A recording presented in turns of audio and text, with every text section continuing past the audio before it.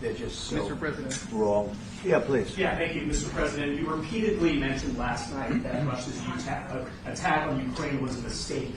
What is the exact mistake? And have you given Putin a deadline to actually move toward a ceasefire? The mistake was letting the war happen.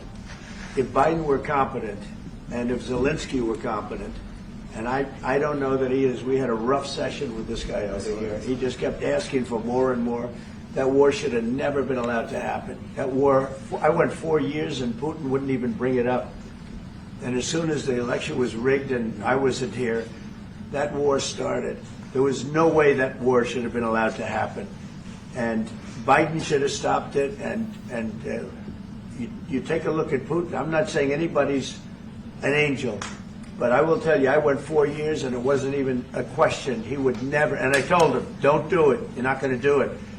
And it was the apple of his eye, but there was no way that he would have done it. All you had to do is lower oil prices. If you lowered oil prices, Biden kept the prices so high because he made it impossible to get it.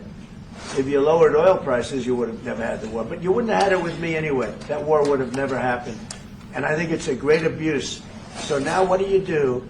You get a country where 25% of its land is gone, and the best locations, where millions of people are killed. You know, you haven't reported accurately the death.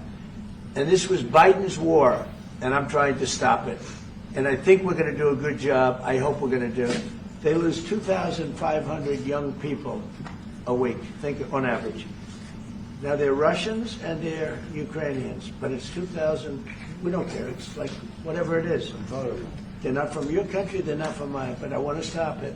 2,500, it's a killing field. It's like the Civil War. You take a look. I look at the satellite pictures. This should not be happening in our time. Of course, our time can be pretty violent, as we know. But that's a war that should have never been allowed to start. And Biden could have stopped it, and Zelensky could have stopped it, and Putin should have never started it. Everybody's to blame.